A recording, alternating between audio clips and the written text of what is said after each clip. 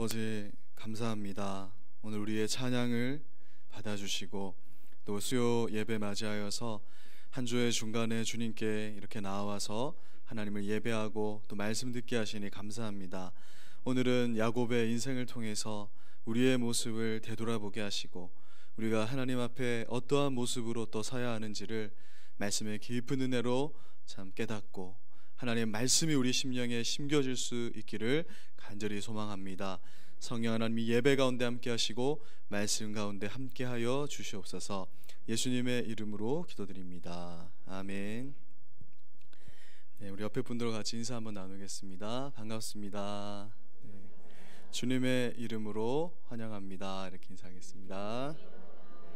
네, 오늘은 내가 험악한 세월을 보내었나이다 라는 말씀 제목인데요, 창세기 47장 7절에서 10절까지 말씀입니다. 한번 짧으니까 다 같이 한번 한 목소리로 10절까지 한번 읽도록 하겠습니다. 시작. 요셉이 자기 아버지 야곱을 인도하여 바로 앞에 서게 하니 야곱이 바로에게 축복하매 바로가 야곱에게 묻되 내 나이가 얼마냐? 야곱이 바로에게 이르되 내 나그네 길이 세월이 130년이니이다. 내 나이가 얼마 못되나? 우리 조상의 나그네 길의 연조에 미치지 못하나 험악한 세월을 보내었나이다 하고 야곱이 바로에게 축복하고 그 앞에서 나오니라. 아멘.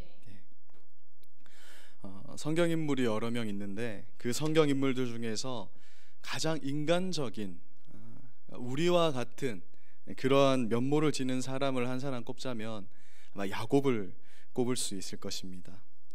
요셉, 다니엘 같은 그러한 성령 인물들은 물론 그들도 우리와 같은 성정을 지닌 사람이지만 그럼에도 뭔가 우리 보통 사람들과는 다른 그런 어떤 동떨어진 그런 위대함을 가지고 있는 것처럼 여겨질 수 있습니다. 그런데 이 야곱은 그 인생을 살펴보면 꼭 우리의 인생과 닮아서 왠지 친근하고 또 참 나의 인생 같아 이렇게 여겨지는 그런 인생을 살았던 인물이 바로 야곱이라 할 수 있습니다. 오늘 본문 말씀, 우리가 함께 읽은 본문 말씀을 보니까 애굽의 왕 바로 앞에 이 야곱이 서서 바로가 이렇게 질문을 합니다. 당신 나이가 얼마나 먹었소? 이렇게 질문을 하니까 창세기 47장 9절에 보니 야곱이 바로에게 내 나그네 길의 세월이 130년이다. 지금 130살 내가 나이를 먹었는데 우리 조상들에 비하면 그렇게 오래 산 것은 아닙니다. 그런데 내가 어떠한 세월을 살았다고 하죠? 험악한 세월을 살았나이다. 이렇게 대답을 합니다. 도대체 야곱이 어떤 인생을 살았길래 자신의 인생을 되새기면서 자신이 험악한 세월을 보냈다 이렇게 말하고 있는 것일까? 야곱의 인생을 한마디로 정리하면요, 자기가 원하는 것을 손에 꽉 움켜쥐고 살려고 한 인생, 이렇게 정의할 수 있습니다. 꽉 쥐고 놓치지 않으려는 인생이 바로 야곱의 인생이었습니다.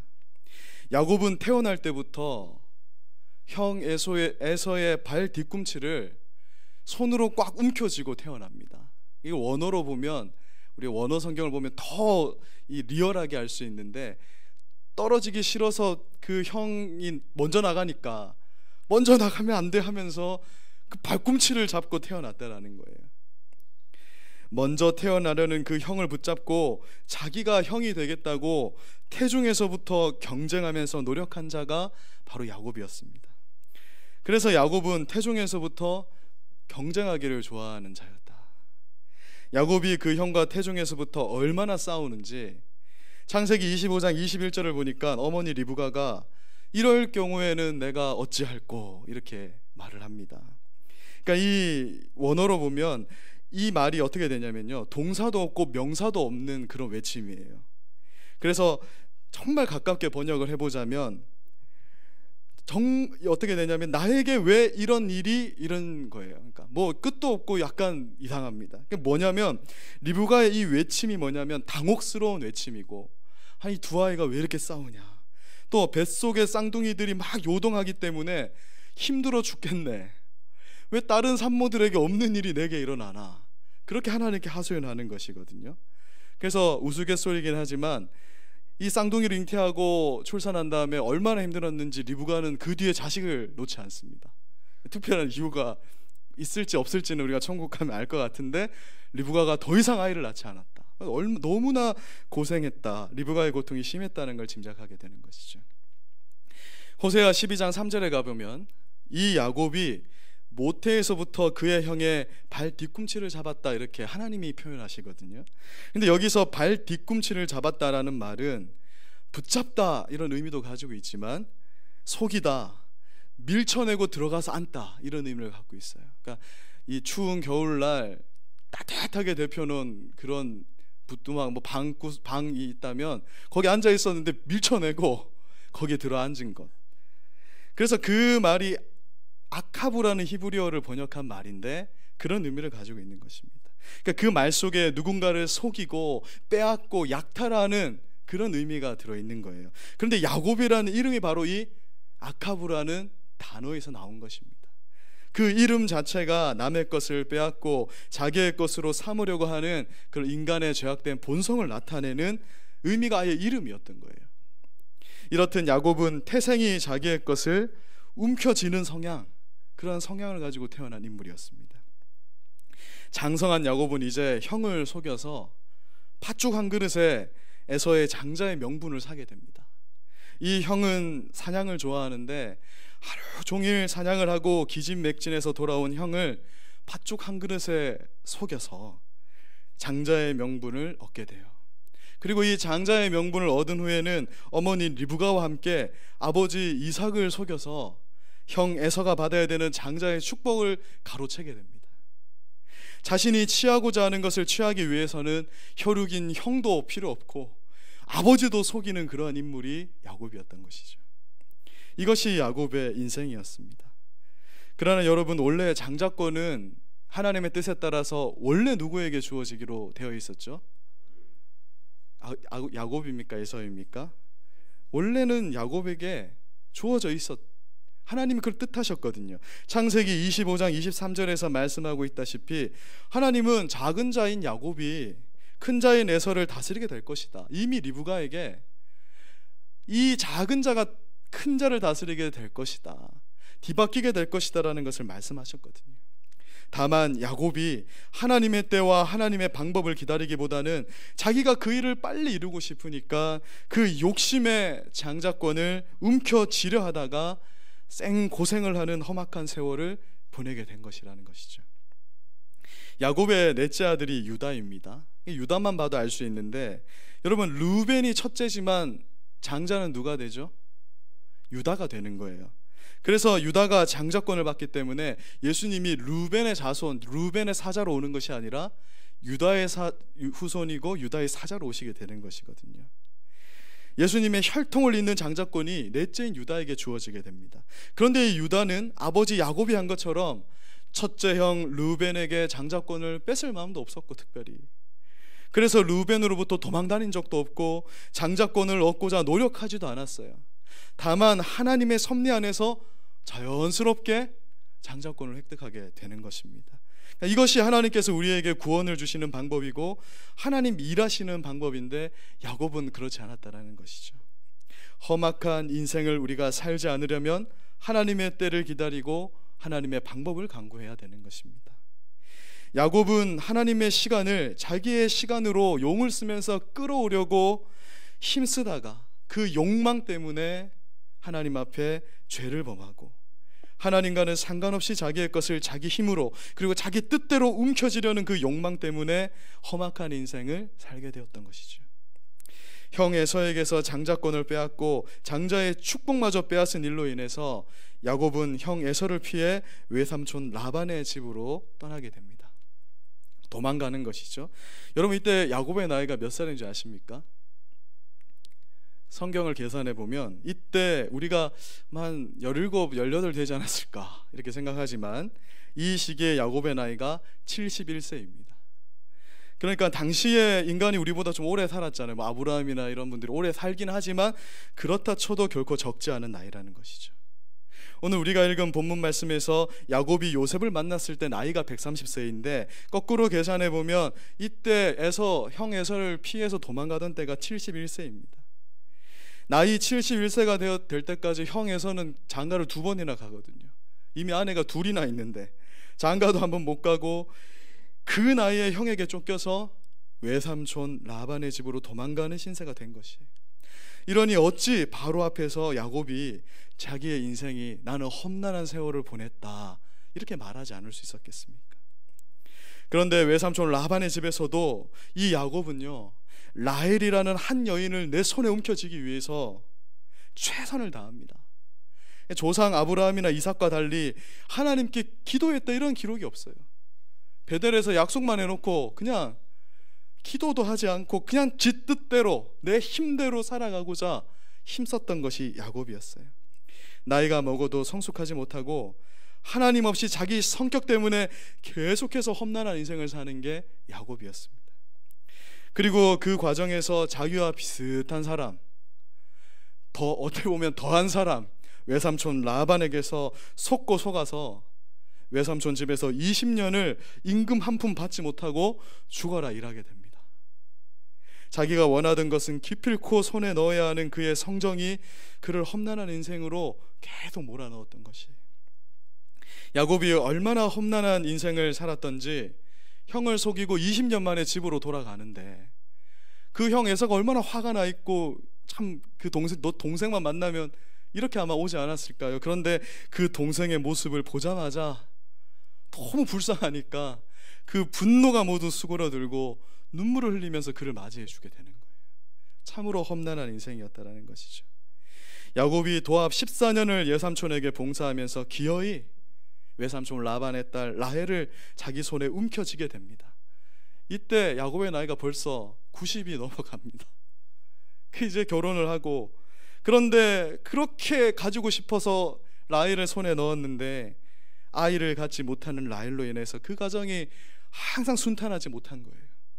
내가 원하는 것을 얻었는데 가정이 조용할 날이 없는 것입니다. 그리고 라헬이 베냐민을 낳다가 세상을 떠난 후에는 이제 라헬의 자식인 요셉과 베냐민을 손에 움켜쥐는 것이 야곱의 인생입니다, 여러분. 그리고 놓으려고 하지 않는 거예요. 일평생 자기 뜻대로 자기 힘대로 무엇인가를 얻기 위해서 몸부림을 쳤던 사람이 바로 야곱이었습니다. 여러분 어떻습니까? 야곱의 인생이 우리의 인생과 닮지 않았습니까?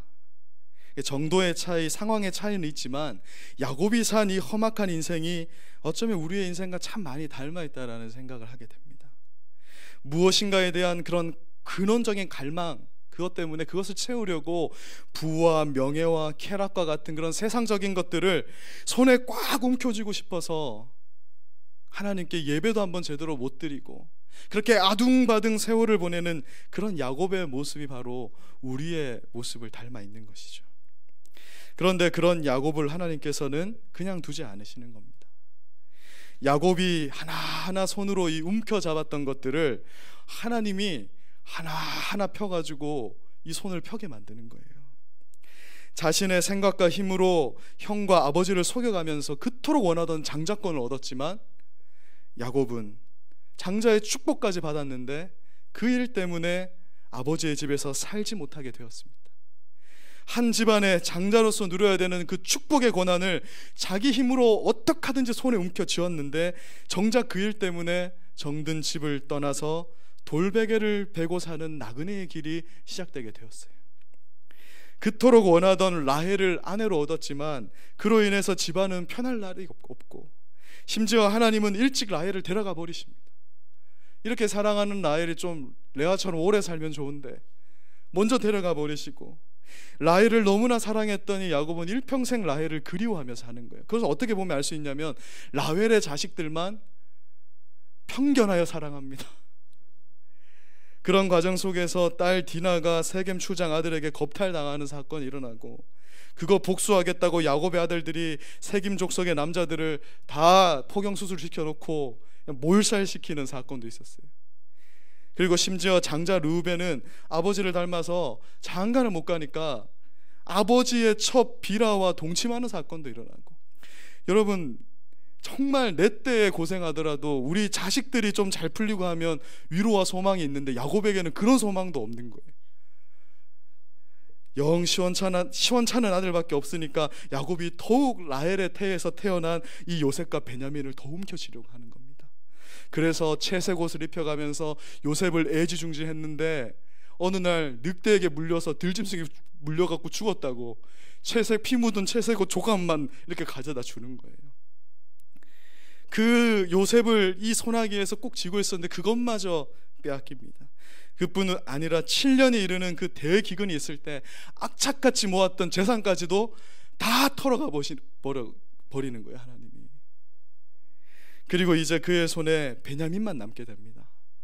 내가 요거는 절대 못 놓친다. 이쯤 되면 기도해야 되는데 이거 절대 못 놓친다고 베냐민을 손에 쥐고 있으니까 하나님이 막내 베냐민마저도 빼앗아 가버리시는 거예요. 야곱이 기근으로 인해서 먹을 양식을 애굽에 있다고 하니까 그 아들들을 보냅니다. 그런데 시므온은 볼모로 잡혀 있고 나머지 아들들이 돌아오면서 우리가 양식을 한 번 더 얻으려면은 베냐민을 데려가야 된다. 요셉이 총리인지 아직 모르는 상태에서 요셉이 형들을 시험했잖아요. 그런데 그 애굽의 2인자가 막내가 있는지를 어떻게 알았는지 귀신같이 알아서 안 데려오면은 다음번에는 절대 양식을 얻을 생각도 하지 말고 너희는 다 죽을 줄 알아라, 이렇게 얘기했다는 거예요. 그 말을 듣는 순간 야곱은 충격을 받는데요. 42장 38절을 보면 이렇게 말합니다. 같이 한번 우리 38절 읽어보겠습니다. 시작.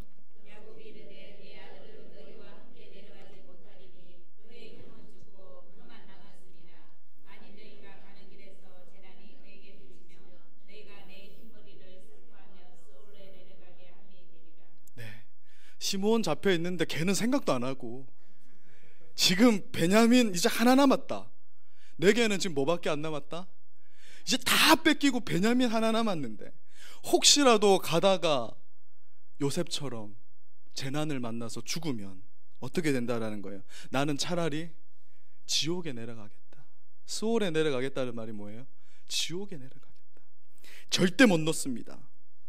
그러나 배고픔 앞에 장사 없다고 아직 흉년은 여러 해 남았고 지금 가족이 70여 명이나 되는데 배가 고프다고 울기 시작하는 것이죠.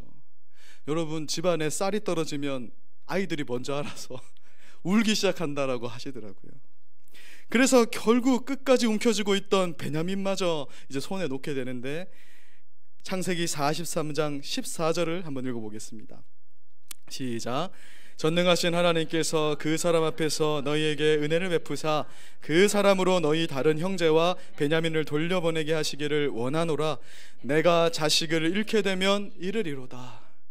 이제 다 지고 있던 거 이제 진짜 한 손가락 요거 남았는데 하나님이 요거까지 그냥 다 놓게 만들고 이제 야곱의 고백은 모르겠다, 진짜 다 포기한다, 다 내려놓는다.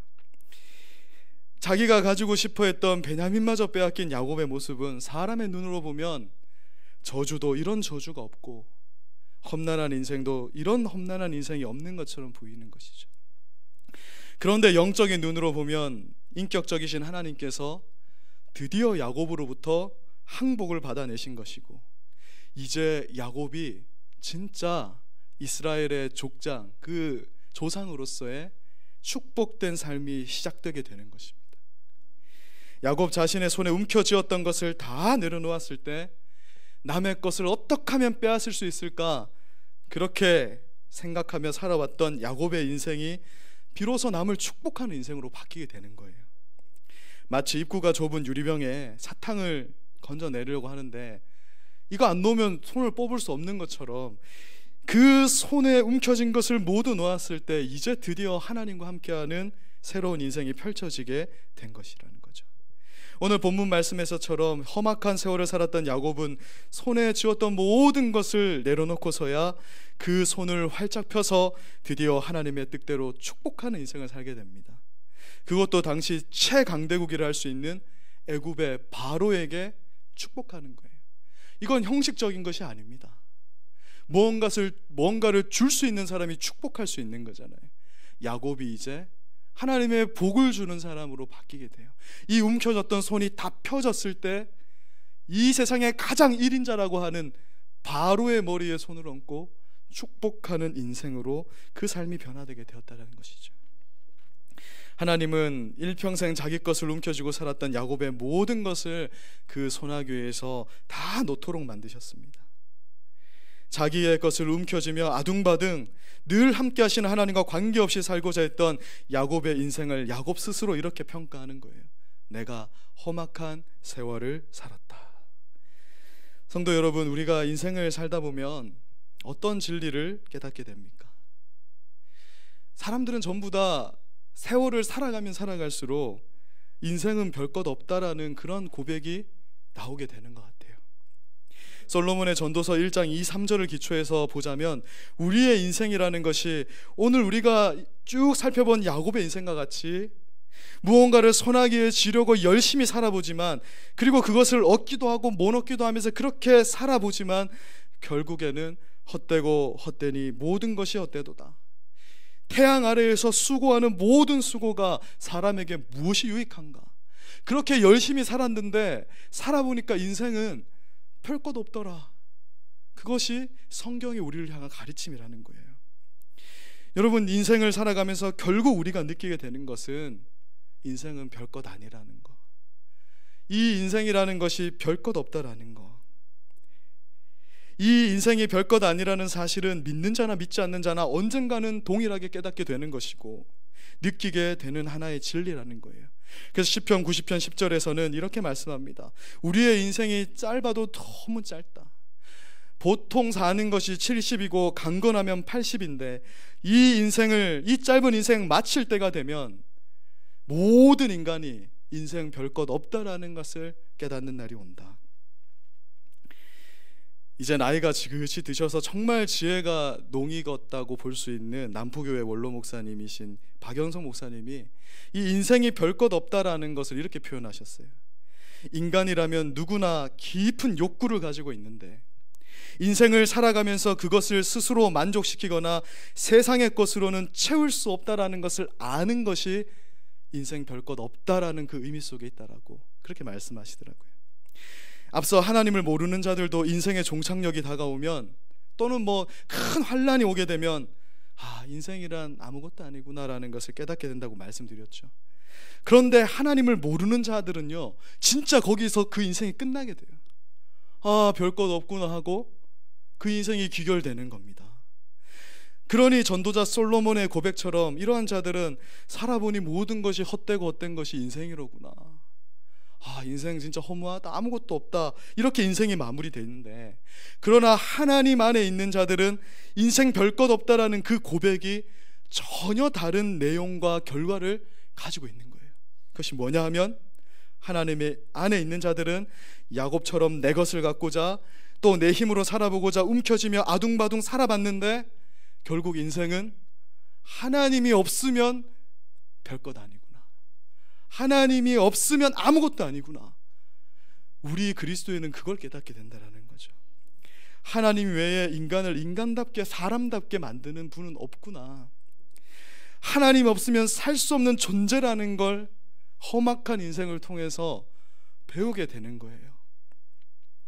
야곱만 그런 것이 아니라 하나님이 없는 우리의 인생은 결국 다 험악하잖아요. 하나님이 없는데 험악하지 않는 인생을 살아가는 사람은 별로 없습니다. 왜냐하면 내 손으로 움켜쥐고 내 힘으로 살아보려고 애쓰는데 하나님 없이는 절대 그것을 얻을 수 없기 때문에, 그리고 설사 얻는다 해도 하나님 없이 그것을 얻으면 그저 아무것도 없는 허무함일 뿐이기 때문에 그런 거예요. 하나님으로부터 비롯된 존재들이기 때문에 하나님과 상관없이 살려고 발버둥을 치면 험악한 인생을 살 수밖에 없는 것이죠. 여러분, 이러한 인간의 죄악된 성향을 뭐라고 하죠? 이것이 바로 성경에서는 죄라고 하는 거예요. 하나님 없이도 살아보려고 하는 그 마음, 하나님 없이도 해보려고 하는 그 마음, 하나님 없이도 존재해보려고 하는 그 마음이 로마서 1장에서 말하는 인간의 죄악된 본성이라는 것. 우리가 아담으로부터 물려받은 죄가 도둑질하고 사람 미워하고 이게 아니라 나 하나님 없이 살 거다, 하나님 내 인생에 필요 없다, 그게 죄인 거예요. 그것을 말씀하거든요. 그래서 하나님은 우리를 변화시키는 방법으로 무엇을 사용하냐면 험난한 세월을 사용하시는 겁니다. 험난하지 않으면 인간은 결코 인생이 별 것 없다라는 걸 깨닫지 못합니다. 늘 복되고 늘 풍족하고 늘 만족함이 있고 사람이 늙지도 않고 병들지도 않고, 우리가 한 20대 언제쯤으로 돌아가고 싶으신지 다들 모르겠지만 한 25살 그냥 계속 살아간다. 그냥 아프지도 않고 그냥 양식이 넘치고, 여러분 그러면 절대 하나님을 만날 수가 없다라는 거예요. 결국에는 이 험난한 인생을 사는 동안에 하나님 없이 나는 아무런 존재 가치도 없는 놈이구나, 하나님 없이 나는 살 수 없는 자구나, 내 인생에 주님밖에 없구나, 결국 인생이라는 것이 하나님을 빼면 아무것도 아니라는 것을 우리 신자들은 우리 손에 움켜쥔 것들을 하나님께 빼앗기는 그 험난한 인생을 통해서 깨닫게 된다는 것입니다. 여러분, 우리의 신앙 인생이 왜 이렇게 복잡합니까? 사실 우리가 붕어빵 가지고 전도하거나 이럴 때 이렇게 말은 하죠. 예수 믿으면 천국 가고 예수 믿으면 복 받아요. 우리는 단순한 복음을 사실 전하지만 저는 그렇게 전도할 때마다 마음에 많이 찔려요. 왜냐하면 우리의 신앙 인생이 정말 단순합니까? 진짜 그렇게 그냥 하나님 순종하는 거 딱 넣으면은 복이 막 톡톡톡 튀어나오는 자판기 같은 인생이 우리 신앙 인생입니까? 아니잖아요. 너무 복잡하잖아요. 알 수 없는 것, 이해할 수 없는 일 막 투성입니다. 이 길에 들어서게 되면 그때부터 또 다른 고생의 시작되잖아요. 그것이 우리의 신앙 인생이잖아요. 저만 그런 것이 아닐 것입니다.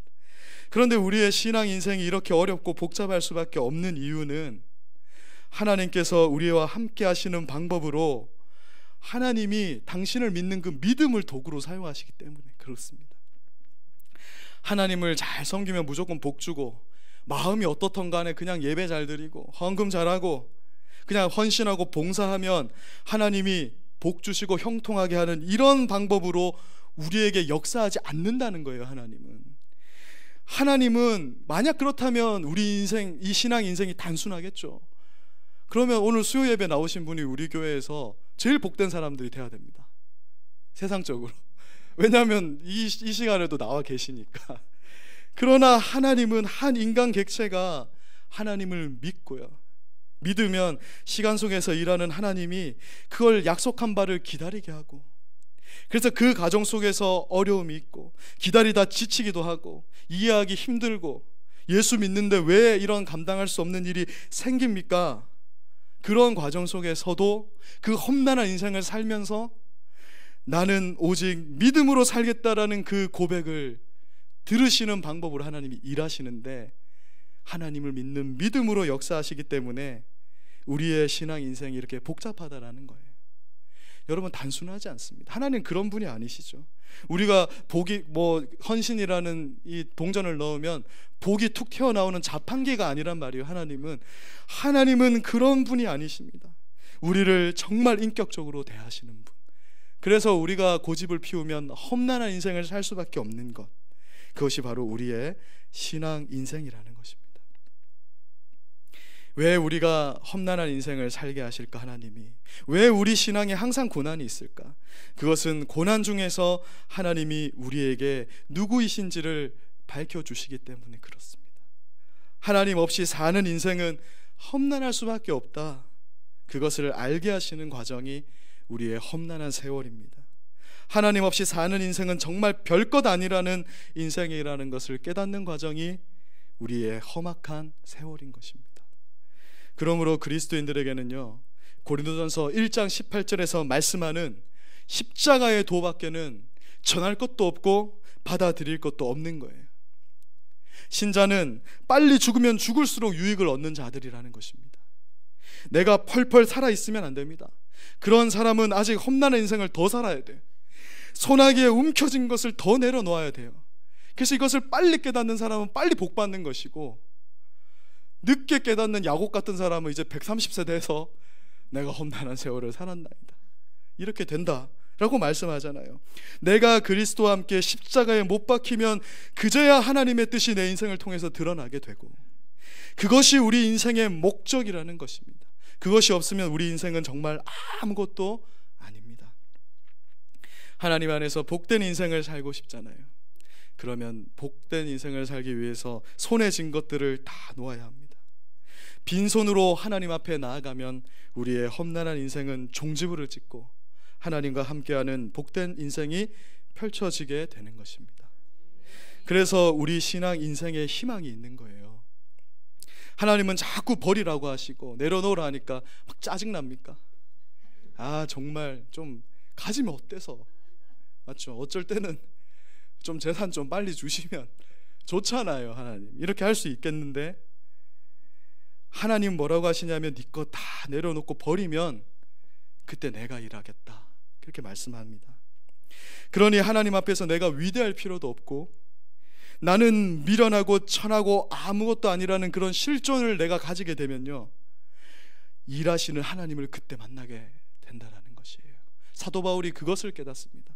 사도 바울이 처음에는 자기의 능력과 말의 웅변으로 전도했잖아요. 근데 전도해보니까 안 되더라. 내가 그런 것들을 이제 다 배설물 쓰레기로 여긴다. 내가 전할 것은 오직 뭐밖에 없다라는 겁니까? 십자가의 도밖에 없다라는 거예요. 그것이 우리의 믿음이고 우리가 하나님 앞에서 취할 수 있는 전부라는 거예요. 예수님께서 십자가를 지실 때 예수님은 천하고 아무것도 아닌 비천함에 처해지십니다. 예수님이 무력과 권력을 가지고 이 세상을 구원해서 하나님 영광 받으신 것이 아니라 십자가에서 죽으시고 낮아지고 비천에 처할 때 하나님이 영광을 받으셨다라는 것입니다. 이것이 바로 십자가의 도입니다. 하나님 앞에 모든 것을 내려놓고 낮아지면 하나님이 영광을 받으시는 원리가 바로 십자가의 도의라는 거죠. 십자가의 능력이라는 것입니다. 이것이 세상 사람들에게는 무식한 일이고, 그러나 우리에게는 오직 한 가지 자랑할 만한 것이고 하나님의 능력이 되는 일이라는 거예요. 내가 죽어야만 하나님이 영광 받으시는 그 일을 예수께서 보여주신 것입니다. 제가 중고등부생들이나 대학생들이나 사역을 하면서 참 하나님께서 깨닫게 하시는 게 뭐냐면, 내가 대학생들을, 이 중고등부생들을, 내가 맡은 사람들을, 내 가족들을 내가 손에 움켜쥐려고 하고 있구나. 내 힘으로, 내 좋은 마음으로, 내 애틋함으로, 내 간절함으로, 내 기도로 그들을 변화시켜 봐야지. 그런 마음을 갖고 있으니까, 그것이 선한 마음인 줄 아니까 조금 잘못하면 내 마음에 화가 나고 분이 나는 거예요. 내가 이렇게까지 하는데 변화되지가 않네, 그런 마음이 생기는 거죠. 지금 그들의 인생 속에서 하나님이 일하고 계시는데 지금 내 뜻대로 안 된다고 내가 막 용을 쓰고 하나님 앞에 막 떼를 쓰고 있더라고요. 근데 그것이 자세히 살펴보면요, 결국은 그 어린 학생들을 위한 게 아니에요. 결국 뭐냐면, 나 좀 편해지자, 너 좀 일찍 좀 나와서 우리 담임 목사님 마음 좀 흡족하고 지각 안 하고 이러면 나도 좋고 너도 좋고인데 너는 좋고는 사실 아니고 내가 좀 편해지자, 그것이 바로 저의 마음이더라고요. 그래서 하나님이 다 내려놔라, 그걸 놓아놔라, 내 힘으로 하려고 하는 것, 네가 보기 좋게 여기는 것, 그것으로 하나님을 판단하지 말아라. 내가 여기에서 옳다고 여기는 것으로 하나님 판단하지 말라고 하시더라고요. 하나님은 우리에게 하나님 이렇게 하시는 게 옳은 거 아닙니까? 자꾸 그렇게 질문합니다. 지금 이거 이루어 주시는 게 우리 교회에도 좋고 나에게도 좋고 도대체 왜 이렇게 일하십니까? 굳이 이렇게 안 하셔도 되는데. 그런데 하나님 그런 말 들으실 분이 아니라는 거예요. 내가 지금 시간 속에서 각 객체마다, 각 성도마다 지금 인격적으로 내가 그 손에 움켜진 것 하나하나 펼쳐가면서, 사람마다 때가 다르고 시기가 다르지만 그 험악한 세월 속에서 나만을 붙잡게 만들어가고 있는 과정이니까 넌 좀 이렇게 비켜 서가지고 그냥 사랑하고 봉사하고 그렇게 해라. 그게 하나님의 마음, 우리에게 주시는 메시지이더라고요. 말씀을 마무리합니다. 오늘 우리가 야곱의 이 험난한 인생을 살펴봤는데요, 우리 인생이 야곱과 같이 험난할 수밖에 없습니다. 왜냐하면 처음 예수 믿으면 우리는 다 하나님 필요 없이 열심히 살려고 하니까, 그리고 내 인간 욕구를 그냥 손에 움켜쥐려 하기 때문에 우리는 다 험난한 인생을 살게 된다고 말씀합니다. 사랑하는 성도 여러분, 우리가 혹시 하나님과의 관계없이 그냥 움켜쥐고 있는 그것이 무엇입니까? 그것이 가족이 될 수도 있고요, 자녀가 될 수도 있고, 이 교회 일이 될 수도 있고, 특정으로 우리 기도하는 어떠한 대상이 될 수도 있고요, 재물이 될 수도 있고, 뭐 우리 많습니다. 그냥 쥐고 있는 것이 있을 것입니다. 그리고 오늘 밤 기도하면서 그런 것을 다 한번 내려놓았으면 좋겠습니다. 그것이 바로 십자가의 도입니다. 나는 할 수 없습니다. 나는 죽겠습니다. 나는 비천해지겠습니다. 그런데 그 십자가의 도를 통해서 우리 하나님이 영광 받으시더라고요. 성경은 그것을 말씀하고 있습니다. 오늘 우리가 이러한 기도 제목으로 정말 우리의 것을 내려놓는 그 기도하는 시간 되기를 간절히 소망합니다. 제가 기도하고 함께 기도하겠습니다. 사랑하는 하나님 아버지, 오늘 야곱의 험난한 인생을 통해서 우리가 많은 것을 배웠습니다. 우리가 하나님 앞에 살아가면서 결국 깨닫게 되는 것은 우리 인생, 특별히 하나님의 자녀들은 하나님 없이는 살 수 없다는 것을 깨닫게 됩니다. 내 힘으로, 내 노력으로, 내 만족 위해서 하려고 했던 그 모든 것을 험난한 세월 속에서 많이 내려놔야 된다는 것을 우리는 이미 느끼고 알고 있습니다. 오늘 이 시간부터 우리가 그것을 기도하면서 다 내려놓고 정말 하나님 앞에 정말 빈손으로 서서 하나님께 기도하는 우리 신앙 인생 될 수 있도록 하나님 도와주시고 성령 하나님 우리를 그렇게 인도하여 주시기를 간절히 소망합니다. 오늘 우리가 그렇게 내려놓는 기도 하나님께 간절히 드리고 하나님의 뜻에 맞춰서 기도하고 돌아가는 시간 되게 하여 주시옵소서. 예수님의 이름으로 기도드립니다. 아멘.